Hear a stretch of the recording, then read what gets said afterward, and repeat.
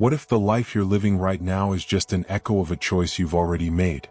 For generations, we were taught the cosmos was a giant machine, preset and indifferent to our existence. But that story is crumbling. A deeper truth is emerging from the laboratories of quantum physics, and it places you not as a passenger but as the pilot. The act of seeing, of true observation, doesn't just record the world, it actively shapes it. At the most fundamental level, particles exist in a haze of potential until a conscious witness enters the picture. Then, and only then, do they snap into a fixed location.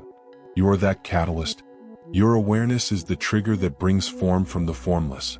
Let's make this tangible. The famous double-slit experiment delivered a stunning revelation. When electrons are shot at a barrier with two openings and no one is watching, they behave like waves, passing through both gaps simultaneously. It's a ghostly dance of maybe. But the instant a measuring device is introduced, the moment they are observed, they instantly become solid particles, choosing a single path. Your focused attention collapses the wave of possibility into a single, concrete event. This isn't philosophy. It's a repeatable, laboratory-confirmed fact. The universe seems to hold its breath, waiting for your gaze before it decides what to become. But this is only the beginning. Why does your observation have this power?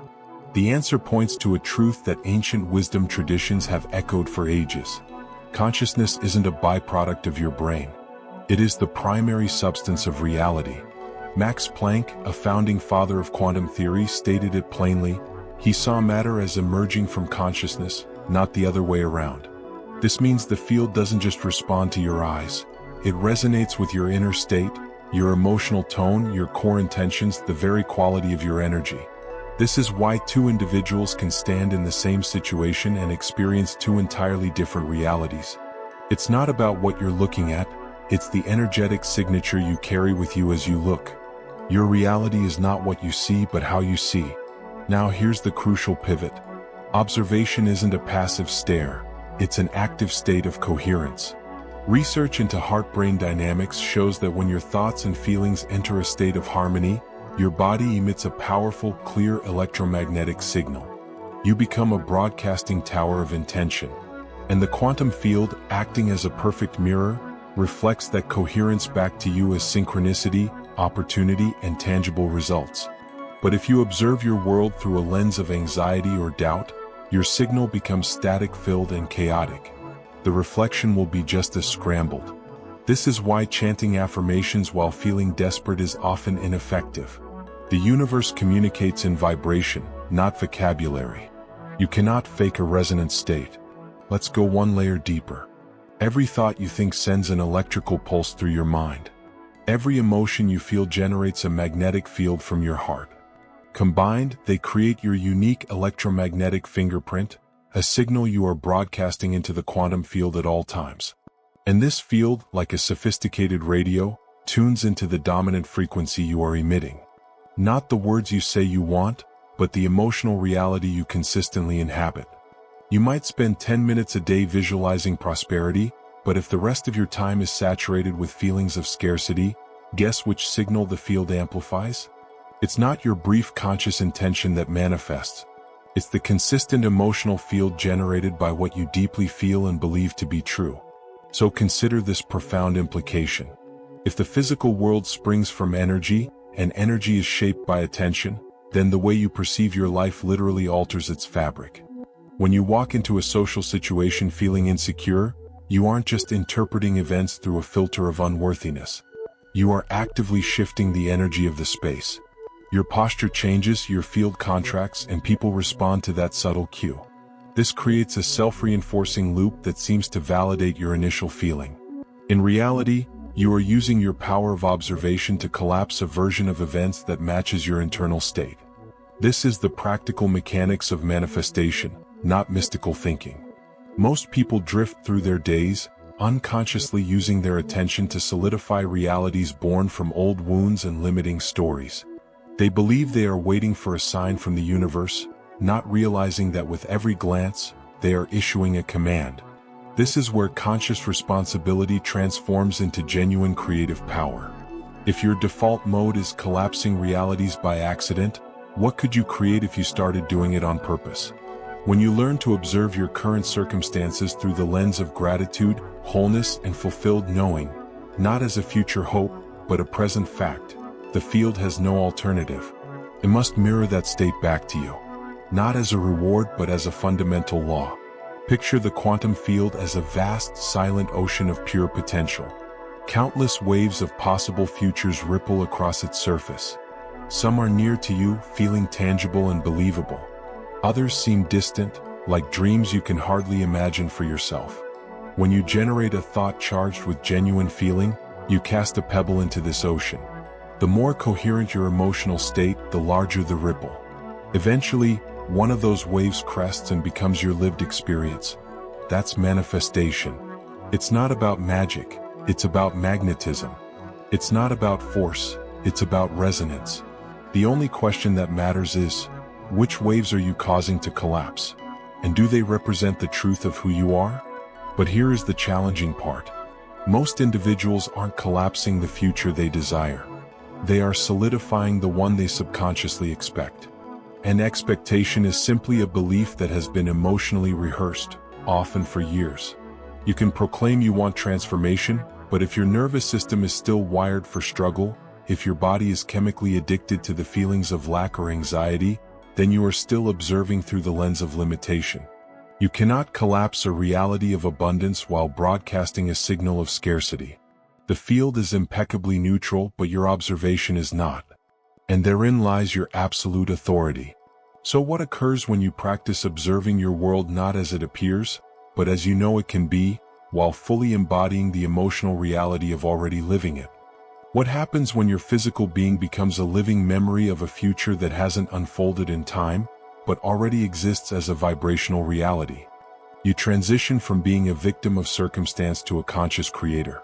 You stop trying to manifest through struggle. You start manifesting through alignment. You cease chasing outcomes and begin collapsing them. Not by straining but by tuning. But wait. If all of this is true, why do so many well-intentioned people understand these principles yet see no change in their lives? They visualize, they feel the feelings, they know the science, and yet their external world remains stubbornly the same. Why? Because there is a hidden mechanism, a missing key in the process of conscious creation that almost no one discusses. And that is precisely what we will uncover next. Why your unconscious mind might be sabotaging your quantum field, and the exact steps to break free from that cycle. You can script your dreams, meditate on your visions, craft the perfect vision board, and bathe every cell in the feeling of your dream life. And still nothing shifts. Days turn into weeks, weeks into months, and the chasm between your inner vision and your outer experience remains solid as a wall. You start to question your methods, or worse, your own worth. But the reality is more subtle and far more freeing.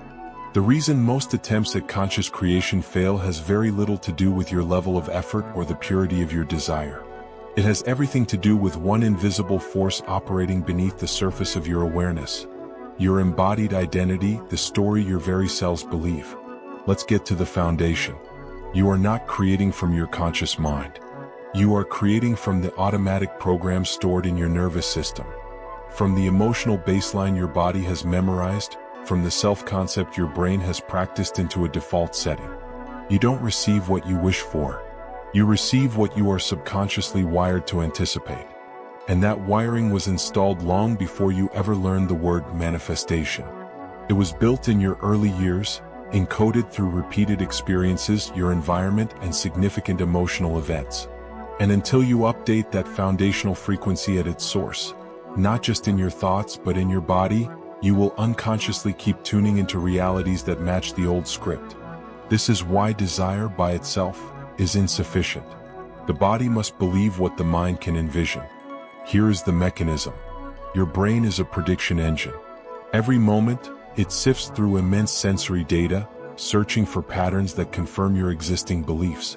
When you visualize a new reality, but your autonomic nervous system is still anchored in a state of not enough, your brain dismisses it as mere fantasy, not a probable future. And the quantum field, responding to your dominant embodied signal, not your fleeting positive thinking, simply reflects the old pattern back to you. This explains why individuals can perform all the recommended techniques and still feel stuck. They are planting beautiful seeds in soil that is still toxic from the past. They are speaking words of abundance but vibrating a song of scarcity. And the field responds to coherence, not to contradiction. Your body's belief is the universe's command. Now let's integrate the science. Studies show that when you fuse a clear intention and a mental image with a genuinely elevated emotion, like appreciation, love, or empowerment, you generate a new electromagnetic signature. This signal tells the field, this is my current identity. But if that elevated emotion is fabricated, forced, or painted over a layer of suppressed fear, it creates internal static. Imagine tuning a radio. You can turn the dial to a new station, but if there's too much interference, the music won't come through clearly. That interference is the unresolved emotional energy in your body, the old pain, shame, or anxiety that still carries a charge. If not addressed, it overrides your conscious intentions. Not because you are flawed, but because your energy is divided. And this reveals a deeper truth you rarely hear. You are always in a state of creation. Even when you feel it's not working, it is working perfectly. It's just not yielding the results you want because your vibration never stops transmitting. If your core identity is still fused with the past, with the you who struggled, who failed, who felt powerless, then that is the version of you the field materializes. You cannot manifest a new destiny while being emotionally tethered to the old one. Your biology is your broadcast frequency. Your nervous system is your tuner. And until the inner world is updated, the outer world will inevitably repeat. Let's use a metaphor. Imagine trying to listen to a beautiful symphony while your system is still humming with the static of an old, unresolved hurt. You might catch moments of clarity, brief glimpses of the melody, but they are overwhelmed by the persistent noise of what was never fully processed. This is why inner healing is not separate from manifestation. It is the very essence of it. Because when you transmute the stored emotional charge of past experiences, you liberate bandwidth in your field. You elevate your baseline vibration. You clear the static. And suddenly, the signal of your chosen reality can come through, not as a temporary daydream, but as a tangible lived experience. But healing doesn't require you to relive every childhood wound. It means courageously feeling what you have previously avoided. It means allowing the emotion to move through your body instead of bypassing it with positive statements. Because when you bypass your authentic pain, you don't erase it. You bury it. And buried emotion is stored energy. That energy remains magnetic. Not to what you consciously want, but to what matches the frequency of what remains unresolved. This is why the law of attraction is incomplete without the law of vibration. The cosmos doesn't respond to the pictures on your vision board. It responds to the emotional memory that your body continues to replay. Now here is where the real shift begins. You don't need to be completely fixed to manifest. You don't need to be perpetually positive, entirely healed, or vibrating high every second. But you do need to be radically honest. You need to become aware of the gap between what you say you want and what you deep down believe is possible for you. You need to feel the sadness that might live beneath the hope, the trepidation that hides under the affirmation. And you need to welcome these energies, not with judgment or resistance, but with compassionate awareness. Because what you meet with love, you integrate. And what you integrate, you transform into power. There is one more layer. Most people attempt to create from a place of wanting. But the energy of wanting is a signal of absence. When you want something, you are, by definition, affirming that you do not possess it. And in the quantum realm, that vibrational signature becomes your reality. You aren't being punished for wanting, but you are magnetizing from that state of lack.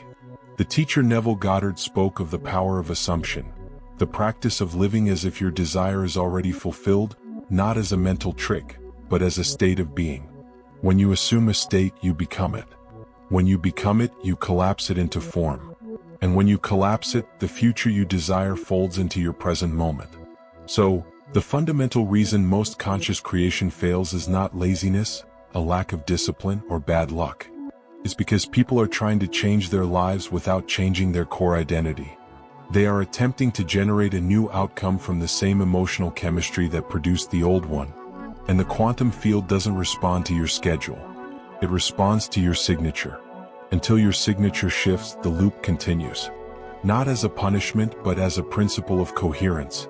Because the universe is always faithful, not to your preferences, but to your frequency. But what occurs when your frequency finally mirrors the you who has already received it? When your physical form becomes the memory of your future. When you cease visualizing your dream life and start being the one who lives it. That is when reality rearranges itself. That is when timelines converge. That is when the quantum field answers. And in our next discussion, you will discover the precise mechanics of that shift. Because the cosmos doesn't respond to what you desire. It responds to what you embody. And once you grasp this vibrational mirror, you will never see your power to shape reality the same way again. If you found this exploration valuable, help these ideas reach others by liking this video and subscribing to Spirograph Adventure. The journey into the nature of reality is just beginning.